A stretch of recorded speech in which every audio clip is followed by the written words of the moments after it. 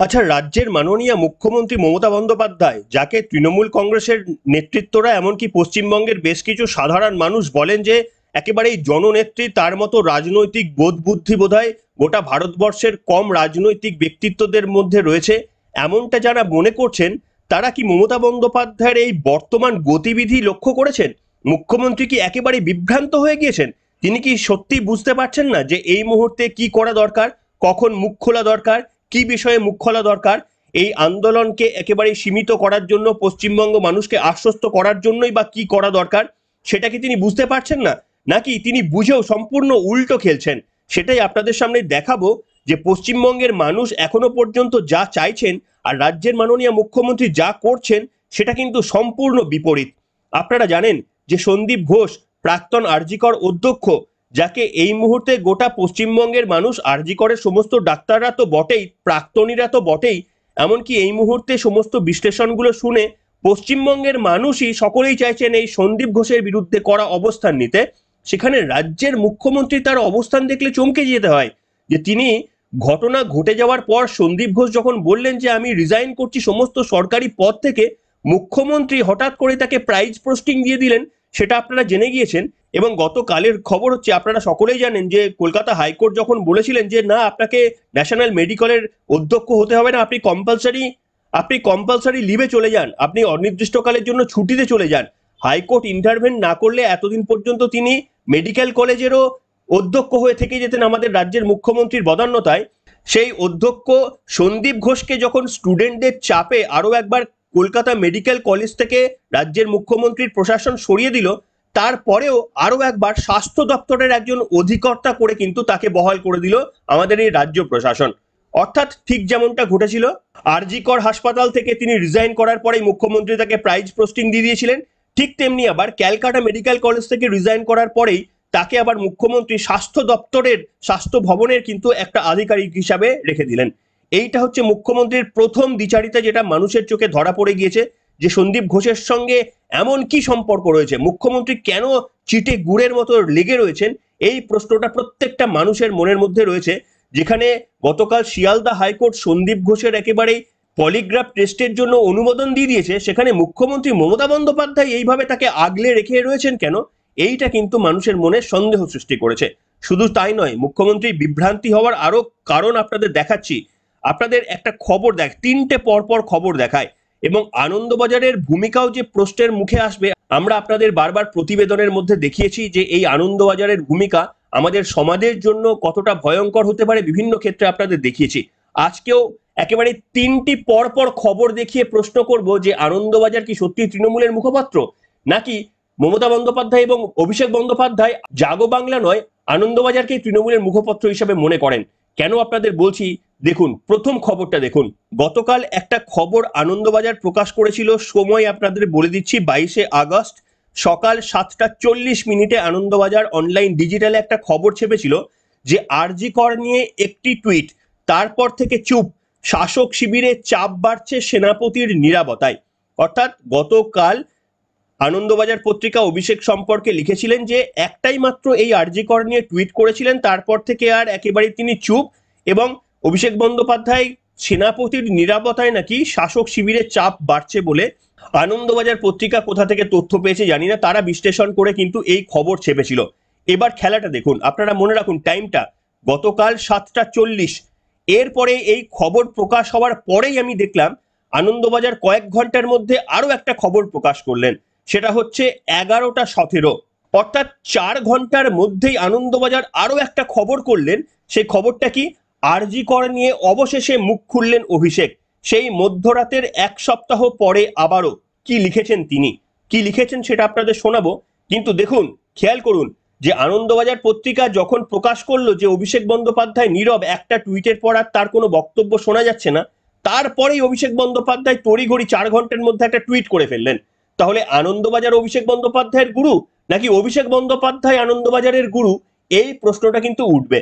যাই হোক, আপনারা সেটা বুঝে গেছেন, চমক আরো বাকি আছে, সেটা তৃতীয় আনন্দবাজার প্রতিবেদনে আপনাদের বলবো। কিন্তু তার আগে বলে দিতে চাইবো যে অভিষেক বন্দ্যোপাধ্যায় ঠিক কি লিখেছেন। অভিষেক বন্দ্যোপাধ্যায় বলেছেন যে এমন কঠোর ধর্ষণ বিরোধী আইন আনতে হবে যা ঘটনার 50 দিনের মধ্যে অপরাধীকে চিহ্নিত করে দোষী সাব্যস্ত করা নিশ্চিত করবে এবং তাতে দোষীদের কঠোরতম সাজা দেওয়ার নিদান থাকবে। কেন্দ্র সরকারের কাছে এই বার্তা দিয়েছেন অভিষেক বন্দ্যোপাধ্যায়। অর্থাৎ আরো একবার নিজেদের সরকারের বিরুদ্ধে যে এত ভুরি ভুরি অভিযোগ উঠছে, যেখানে সিবিআই সুপ্রিম কোর্টে দাঁড়িয়ে বলছে ক্রাইম সিনটাকে চেঞ্জ করে দেওয়া হয়েছে, সুপ্রিম কোর্ট বলছেন অভিষেক বন্দ্যোপাধ্যায় সে নিয়ে নীরব। রাজ্য প্রশাসন বা পুলিশ প্রশাসন নিয়ে যে এতগুলো প্রশ্ন উঠছে তার কোনো উত্তর দেওয়ার প্রয়োজন তিনি বোধ করছেন না। তিনি পুরো ঘটনাটা আরো একবার কেন্দ্রীয় সরকারের দিকে চাপিয়ে দিয়ে নিজের স্বচ্ছ ভাবমূর্তি প্রকাশ করার চেষ্টা করছেন যে 50 দিনের মধ্যে দোষীদের সাজা দেওয়া হোক। আরে প্রশ্নটা হচ্ছে আপনার প্রশাসনের বিরুদ্ধে সিবিআই দাঁড়িয়ে বলছে ক্রাইম সিন চেঞ্জ করে দিয়েছে, তাহলে ভাবুন আপনার প্রশাসনের বিরুদ্ধে অভিযোগ করছে, আপনি বলুন, আপনি কেন্দ্রীয় সরকারকে জ্ঞান না দিয়ে নিজের প্রশাসনকে জ্ঞান দিন যে ঘটনা ঘটে যাওয়ার পর এতগুলো অসঙ্গতি কেন হয়েছে, কেন সুইসাইড বলে চালিয়ে দেওয়া হয়েছে, কেন আনকনসাস বলা হয়েছিল। এই প্রশ্নগুলো আপনি আপনার প্রশাসনকে করুন, বিনীত গোয়েলকে আপনি এই প্রশ্নগুলো করুন, কেন্দ্রীয় সরকারের দিকে আঙুল তুলবেন না। এরপরে আসি তৃতীয় প্রতিবেদন। আপনারা দেখলেন তাহলে দুটো প্রতিবেদন দেখালাম। প্রথম প্রতিবেদনে আনন্দবাজার প্রশ্ন করলো যে অভিষেক বন্দ্যোপাধ্যায় কেন নীরব। তার ঘন্টা 3-4-এর মধ্যেই অভিষেক বন্দ্যোপাধ্যায় রিপ্লাই দিয়ে দিলেন এবং রিপ্লাইটা কেন্দ্রের দিকে তীর ছুড়লেন। এবং তারপরে কি হলো, তারপরে আবার মমতা বন্দ্যোপাধ্যায় আবার সেই দিনই রাত্রির বেলায় একটা নাকি চিঠি পাঠিয়ে দিলেন। অন্তত আনন্দবাজার ডিজিটাল আপনারা দেখুন, ধর্ষণ রুখতে কড়া আইন হোক, ধর্ষকদের শাস্তি নিশ্চিত করতে প্রধানমন্ত্রীকে চিঠি লিখলেন মুখ্যমন্ত্রী। এই খবরটা গতকালই আনন্দবাজারে প্রকাশ পেয়েছে 6:11 অর্থাৎ আপনারা বুঝতে পারছেন আনন্দবাজার একটা হিড়িক তুলে দিল। প্রথমে একেবারে 7 সকালে গিয়ে তাদের প্রথম খবর এই সম্পর্কিত যে অভিষেক বন্দ্যোপাধ্যায় কেন নীরব। তারপরে অভিষেক বন্দ্যোপাধ্যায় তাড়াতাড়ি একটা তিনি টুইট করে ফেললেন আনন্দবাজারের হয়তো কথা শুনে, এবং তারপরে আবার আনন্দবাজার ও অভিষেক বন্দ্যোপাধ্যায়ের কথা শুনে মমতা বন্দ্যোপাধ্যায় প্রধানমন্ত্রীকে শটান চিঠি দিয়ে দিলেন। কি চিঠি? সেই চিঠির বক্তব্য একেবারেই হুবহু এক। অভিষেক বন্দ্যোপাধ্যায় যা বলেছেন মুখ্যমন্ত্রী মমতা বন্দ্যোপাধ্যায় তাই বলেছেন। কি বলেছেন মুখ্যমন্ত্রী? মুখ্যমন্ত্রী চিঠিতে প্রধানমন্ত্রীকে উদ্দেশ্য করে লিখেছেন যে ফাস্ট ট্র্যাক কোর্টের মাধ্যমে 15 দিনের মধ্যে যাতে দোষীদের বিচার প্রক্রিয়া শেষ করে শাস্তি নিশ্চিত করা যায় সেই বিষয় নিয়ে তিনি চিঠিতে সওয়াল করেছেন। অর্থাৎ সেনাপতির যা বক্তব্য, মুখ্যমন্ত্রী মমতা বন্দ্যোপাধ্যায়েরও কিন্তু একই বক্তব্য, এবং আনন্দবাজার সেটা ইনস্টিগেট করলেন যে আপনারা কেন নীরব, আপনারা কিছু বলুন। আনন্দবাজার দায়িত্বগুলো মনে করিয়ে দিলেন অভিষেক বন্দ্যোপাধ্যায় এবং মমতা বন্দ্যোপাধ্যায়ের দায়িত্বগুলো আনন্দবাজার একেবারে বড় দাদার মতো মনে করিয়ে দিলেন যে আপনারা চুপ। তারপরে তড়িঘড়ি কিন্তু আসরে নেমে পড়লেন অভিষেক বন্দ্যোপাধ্যায়, এবং তারপরেই মুখ্যমন্ত্রী আরো একবার সেই খেলাটা খেললেন যে খেলা দেখতে দেখতে পশ্চিমবঙ্গবাসী ক্লান্ত। মুখ্যমন্ত্রী মমতা বন্দ্যোপাধ্যায় জবাব দিতে পারছেন না যে কেন আরজি করে সন্দীপ ঘোষকে, যাকে গোটা পশ্চিমবঙ্গবাসী ভিলেন বলে মনে করছেন এবং যেখানে কোর্টও তার বিরুদ্ধে প্রচুর প্রশ্ন তুলেছেন, সুপ্রিম কোর্ট থেকে কলকাতা হাইকোর্ট, তাকে মুখ্যমন্ত্রী প্রাইজ পোস্টিং দিচ্ছেন 3টি সরকারি দপ্তরে, তাকে ক্ষমতায় এনে রাতারাতি দারুণ দারুণ পোস্ট দিয়ে দিচ্ছেন মুখ্যমন্ত্রী, যাকে গোটা পশ্চিমবঙ্গের মানুষ একেবারে দোষী বলে মনে করছেন, এবং কোর্টে যার বিরুদ্ধে সওয়াল হচ্ছে সেখানে মুখ্যমন্ত্রী তাকে প্রাইজ পোস্টিং দিচ্ছেন। মুখ্যমন্ত্রী বিনীত গোয়েলকে প্রশ্ন করছেন না যে কেন আপনি নির্যাতিতার নাম মুখে বলে ফেললেন, কিংবা কেন আপনি ময়না তদন্তের পর ইউডি আনন্যাচারাল ডেথ এইটা একেবারে রেজিস্টার করলেন। এই যে অসঙ্গতিগুলো কলকাতা হাইকোর্ট বা সুপ্রিম কোর্টে দেওয়া হচ্ছে সেই প্রশ্নগুলো মুখ্যমন্ত্রী করছেন না। মুখ্যমন্ত্রী এই প্রশ্ন করছেন না যে আরজি করকে কেন গোটা পুলিশ প্রশাসন প্রোটেক্ট করতে পারলো না, তাদের ব্যর্থতা নিয়ে প্রশ্ন করছেন না। নরেন্দ্র মোদী, যিনি এই সিনেই নেই, যার সঙ্গে এই ঘটনার কোনো সম্পর্ক নেই, তাকেই কাঠগড়ায় দাঁড় করানোর চেষ্টা করছে মমতা বন্দ্যোপাধ্যায়। এই নোংরা খেলাটা মুখ্যমন্ত্রী মমতা বন্দ্যোপাধ্যায়ের মানুষ দেখতে দেখতে বিরক্ত। রাজ্যের আইন শৃঙ্খলার দায়িত্ব কার? নরেন্দ্র মোদীর। তাহলে বলে দিন, মমতা বন্দ্যোপাধ্যায় পরিষ্কার করে বলে দিন যে আমরা ব্যর্থ। এমনিতেই সুপ্রিম কোর্টে পার্শিয়ালি প্রমাণিত হয়ে গিয়েছে যে প্রশাসন হিসেবে মমতা বন্দ্যোপাধ্যায় ব্যর্থ। সেই কারণে রাজ্যের মধ্যে একটা হসপিটাল, সেই হসপিটালের দায়িত্ব পুলিশ প্রশাসন নিতে পারছে না, এতটা অযোগ্য তারা। সিআইএসএফ কেন্দ্রীয় বাহিনীকে মোতায়েন করতে হচ্ছে যে ওই হসপিটালটাকে রক্ষা করার জন্য। এমনিতেই অযোগ্যতার প্রমাণ মুখ্যমন্ত্রী দিয়ে দিয়েছেন, তারপরেও তিনি দেখুন এই গোটা ঘটনার দায়ভার চাপিয়ে দিচ্ছেন কেন্দ্রীয় সরকারের দিকে যে আপনারা আইন করে একেবারেই দোষীদের, ধর্ষকদের শাস্তি নিশ্চিত করুন। কিন্তু মুখ্যমন্ত্রী হয়ে law and order situation maintain করতে পারছেন না। কেন একজন কর্তব্যরত নার্সকে মরতে হবে, কেন তাকে মৃত্যুর মুখে ফেলে দিতে হবে, এই প্রশ্নের উত্তর একজন রাজ্যের মুখ্যমন্ত্রী হয়ে দিতে তো পারছেনই না। এবং তাকে যারা ধর্ষণ করলেন 5 দিনের মধ্যে একেবারে পুলিশের বিরুদ্ধে প্রমাণ নষ্ট করার যে বারবার অভিযোগগুলো কলকাতা হাইকোর্ট এবং সুপ্রিম কোর্ট বিচারপতিরা করছেন, সেইগুলো নিয়ে কিন্তু মুখ্যমন্ত্রী মুখ খুলছেন না। এবার বলুন যে কেন মুখ্যমন্ত্রীর এই নোংরা খেলাতে পশ্চিমবঙ্গবাসী আপত্তি তুলবে না বা রাগ প্রকাশ করবে না? কেন এই মুখ্যমন্ত্রীর ওপর অনাস্থা প্রকাশ করা হবে না? কারণ পশ্চিমবঙ্গের মানুষ সকলেই বোধহয় জেনে গিয়েছে যে আজকে এই যে ঘটনা ঘটছে পশ্চিমবঙ্গের, তো আনাচে কানাচে এর পরে প্রচুর ধর্ষণের মতো ঘটনা ঘটে গিয়েছে আপনারা জানেন, বা নারী অত্যাচার হত্যার মতো বিভিন্ন ঘটনা ঘটে গিয়েছে। এই আরজি করের পরেও প্রচুর ঘটনা ঘটে গিয়েছে, সেই ঘটনাগুলো লাইমলাইটে পর্যন্ত আসছে না। কিন্তু সেই রাজ্যের মাননীয় মুখ্যমন্ত্রী নিজের আইনের শাসন তিনি রাজ্যে কায়েম রাখতে পারেন না, আর প্রধানমন্ত্রী নরেন্দ্র মোদীর দিকে আঙুল তুলছেন। তাহলে তো আমার মনে হয় রাজ্যের মুখ্যমন্ত্রীর একেবারে ছেড়ে দিয়ে বলা উচিত যে 355 ধারা জারি করুন, আমি পুলিশ প্রশাসন সামলাতে পারছি না, আমরা ব্যর্থ, কেন্দ্রীয় সরকার পুলিশ প্রশাসনটা দেখে নিক, আমরা বাকিটা দেখে নিচ্ছি। কারণ মুখ্যমন্ত্রী কার্যত নিজেই স্বীকার করে নিচ্ছেন এত বড় ঘটনার দায় তিনি নিজের পুলিশ প্রশাসনের উপর দিতে চাইছেন না। যাই হোক, আপনাদের মন্তব্যগুলো লিখে জানাবেন যে মুখ্যমন্ত্রী কতটা বিভ্রান্ত হয়ে গেছে যে অভিষেক বন্দ্যোপাধ্যায়কে ফলো করতে হচ্ছে, অভিষেক বন্দ্যোপাধ্যায় আবার আনন্দবাজারকে ফলো করছে, এইরকম একটা গোটা পশ্চিমবঙ্গের নাকি সিচুয়েশন। আর আমরা এইরকম একজন মুখ্যমন্ত্রীর নেতৃত্বে এই মুহূর্তে আমরা রয়েছি, কতটা বিপদের মধ্যে রয়েছি। একটা কারুর বাড়িতে কারো দুর্ঘটনা ঘটে গেলেই তার প্রমাণ পাওয়া যাচ্ছে যে আমাদের এই রাজ্য প্রশাসন কতটা আমাদের পাশে থাকে, সেটা কিন্তু সব থেকে ভয়ানক। আপনারা লিখুন আপনাদের মতামত, একেবারে আজকের পর্বে লিখে জানান। কিন্তু সর্বশেষে একটা বক্তব্য শুনিয়ে শেষ করব, সেটাও একটা আশঙ্কার বক্তব্য। এই সিপিএম এর রাজনীতিটাও না আমাদের পছন্দ না। কেন বলুন তো? এই দেখুন, একটা নবান্ন অভিযানের ডাক দেওয়া হয়েছে, আপনারা জানেন যে আগামী 27 তারিখে নবান্ন অভিযানের ডাক দেওয়া হয়েছে। সেটা নিয়ে আবার রাজ্য সরকার এতটাই ভয় পেয়েছে, কলকাতা হাইকোর্টে তারা চলে গিয়েছে যে এটাকে যাতে বন্ধ করা যায়। যাই হোক, কিন্তু আপনারা দেখুন যখন এই নবান্ন অভিযানের ছাত্র সমাজ ডাক দিয়েছে বলে বলা হচ্ছে, তখন তো সমস্ত দল মত নির্বিশেষে যাওয়া উচিত। এইখানে অন্তত বিজেপি সিপিএম তো করা উচিত নয়, কারণ এটা বিজেপি ডাক দেয়নি। কেউ পতাকা নিয়ে যাবে এমনটাও বলছেন না, সকল সাধারণ মানুষ থেকে সমস্ত পার্টিদের যাওয়া উচিত, তাহলে মমতা বন্দ্যোপাধ্যায়কে বেশি করে চাপ সৃষ্টি করা যাবে। এইখানেই হচ্ছে সিপিএম এর খেলা। যখন নির্বাচন আসে, যখন বিজেপি বলে নো ভোট টু মমতা, তখন কিন্তু সিপিএম বলে নো ভোট টু বিজেপি, অর্থাৎ মমতা বন্দ্যোপাধ্যায়কে আগলে রাখে।